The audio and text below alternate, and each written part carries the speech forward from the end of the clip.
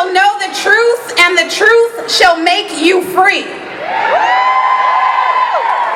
I want to start by acknowledging that this land that we stand on was occupied by the Tonkawa and the Comanche people until they were displaced.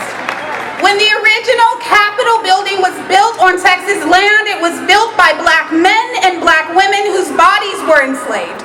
We cannot stand here today and speak truth to power without acknowledging that first. This morning, I'm claiming my space. Today, I want to take you on a journey through our work. It's in its connection to feminism and the role that each one of you has to play in it. Measure's mission is to use data and education to empower communities to eliminate social disparities. We address justice in education, health, economic, and criminal systems, and we do this through community, advocacy, resilience, and evidence. We exist so that black people can reclaim our own narrative. And so right now, I want to hear from my black women and girls and allies in this crowd. Let me hear you claim your space.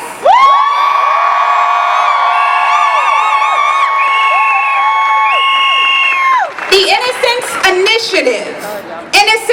Initiative responds to the Girlhood Interrupted study from Georgetown Law Center on Poverty and Inequality, showing that adults view black girls as more adult-like and less innocent, and in less need of protection and nurturing than white girls. This is called adultification bias. Say adultification bias. Adultification bias. Adultification bias is linked to harsher treatment and unfair standards for black girls. Black girls are suspended 5 times more often than white girls, and are 2.7 times more likely to be referred to the juvenile justice system, and it doesn't stop there. Black girls directly experience being stereotyped as angry or aggressive or being hypersexualized from adults. Black girls experience less empathy and are frequently encouraged to be more passive. Educators and other authorities often treat black girls in developmentally inappropriate ways. This is not new, y'all. You're right. For 450 years, black girls has had their innocence stolen or disregarded. This may be the first time that a community is taking real steps towards ending adultification bias and healing this part of our history in partnership with Houston Tillotson University, Justice Alliance, Community Advocacy and Healing Project, and the Girl Scouts of Central Texas in Hearts to Heal, and funded by grants from Impact Austin and St. David's Foundation and Greater Mount Zion Church. Come on, give it to me today. Measure is working with the community members to combat adultification bias right here in Central Texas. Together, we can break the school to prison pipeline by disrupting this bias against black girls. And if you want to join us, pull out your phones and look us up on measureaustin.org. But listen, if we are to move in solidarity, we must tell the whole truth. Right. And the truth is, the feminist movement has a history of excluding black voices like mine. Black women have brought excellence to feminism.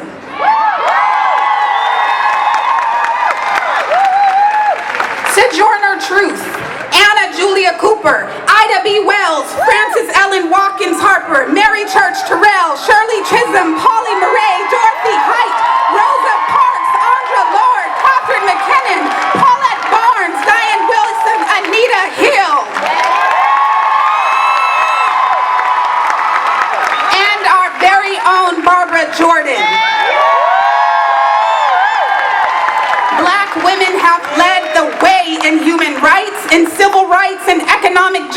and in freedom from sexual harassment.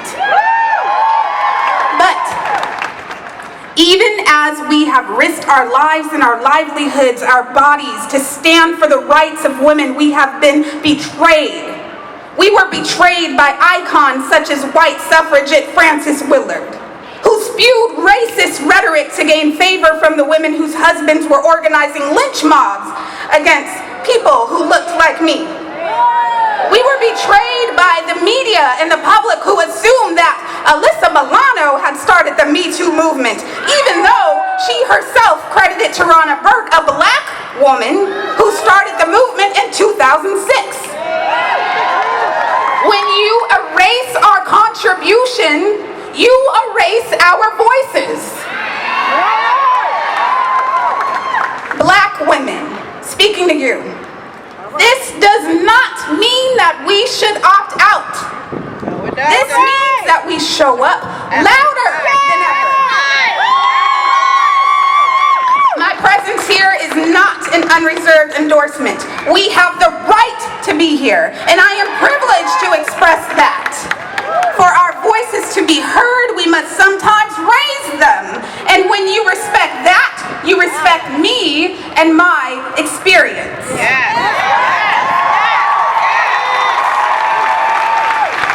It is with responsibility for my reservations and distrust that I stand with you all, women, as human beings. What I endorse is all women being uplifted and advocated for and receiving justice. This begins with accountability, being willing to say that I am the one to cause the change, starting with myself. It includes calling out and disrupting the conversation when whiteness starts to shape and steer it. Listen to this. Yes, talk about the pay gap between men and women. But if you do not acknowledge the even worse pay gap for black women and women of color, by default, your definition of women implies whiteness. That's right. Yes, support reproductive rights. But when you conflate that with population issues, I ask, whose population should be controlled? Yes, raise up women. But if in doing so you denigrate men, where does that put our beautiful black men who need your support right now more than ever? If you raise up women but fail to include people with disabilities in your planning and in your communications, then you are communicating that their voices don't matter. If you do not also raise up the beautiful spectrum of gender identity, the movement is constrained by objectification rather than empowering the liberation of the human spirit. And now here we go. Where will you be on Monday? I'll be at UT, prepared to march and in honor of the work of Dr. Martin Luther King. Will you be there with me? For this movement to see the power of its full potential, it must embody the truth in all of its expressions. And as for my own expression, let me tell you about us black girls. We are strong. Yes, we are. We are resilient. Yes, we are we creative. are. Yes, we Our are. brilliance outweighs and outshines public imagination. We know this about ourselves, but do you?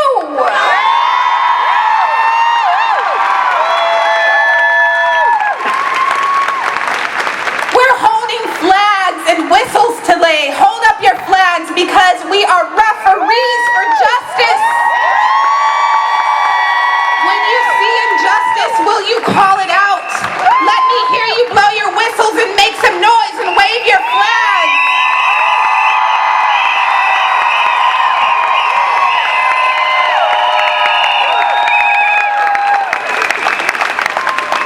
Take a moment.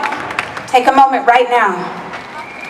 Find the eyes of a woman or another human that does not look like you. Do it right now. We having church in this place, y'all. What you say? You are no more or no less than him, them, him, her, zer. Your existence itself is a miracle, and so is theirs. Yes. As you look into their eyes, will you be the referee of justice on their behalf? You see, privilege is exclusive. It divides us. Rights belong to all. Will you set aside your privilege and stand by your sister and your fellow human and use your voice in honor of her birthright? And if you would, then in your own voice, say it loud, I will. I will. I will. I will. I will. That's your truth.